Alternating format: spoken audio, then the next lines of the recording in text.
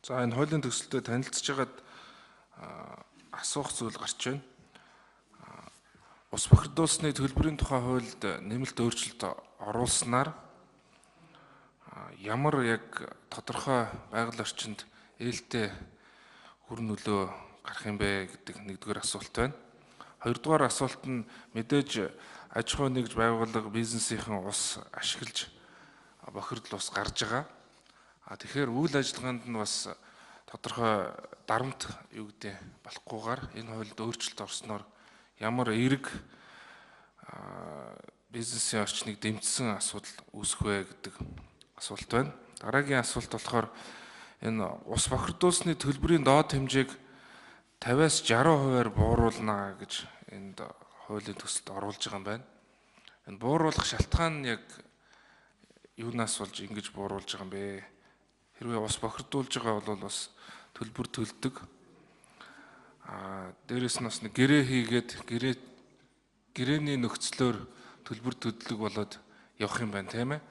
Тэрийг одоо яг яаж барчдуурын хувьд хэрэгжиж явах юм бэ гэдгийн талаар нь бас тодорхой танилцуулж өгнө үү гэж асуумаар байна. За хариулъя. Батбаяр сайд хариулах. За 82 дугаар микрофон нэрээ хэлээд хариулаарай. 82 дугаар.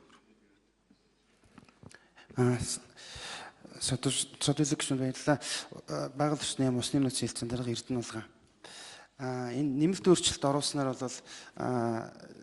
засгийн газрын мөрийн хөтөлбөрт мөн татвар нэмэхгүй гэдэг мөн асуудал байж байдаг 16-аас 20 оны.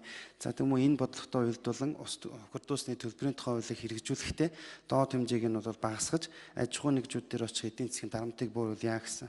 Энэ тооцоо судалгаа гэдэг нь бол аж ахуй нэгж болгон бол гаргаж байгаа бохирдол усны дах хэмжээ бохирдуулах бодисын хэмжээнээс шалтгаалаад бол харилцсан ажилгүй төлбөр төлж байгаа. За цэвэрлэх байгууламжууд дээр арьс ширний үйлдвэрүүд дээр бол хамгийн их бохирдолтой аж ахуй нэгжүүд арьс ширний үйлдвэр дээр байгаа. Бусад дараагийн бохирдуулах бодис гаргаж байгаа тэр аж ахуй нэгжүүдийг одоо эренбэлж үзээд тэрэнд ногдуулж байгаа бохирдлын хэмжээг бол яг өнөөдрийн байдлаар бол нэг аж ахуй нэгж тэр дунджаар нэг жилд 3 сая төгрөгийн төлбөр ногдохоор байна гэсэн.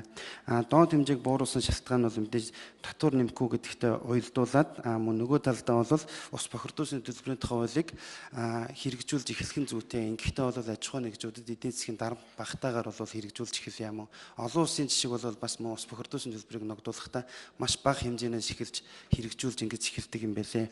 За мөн хуульд нэмэлт өөрчлөлт оруулснаар мөн дараагийн нэг асуудал бол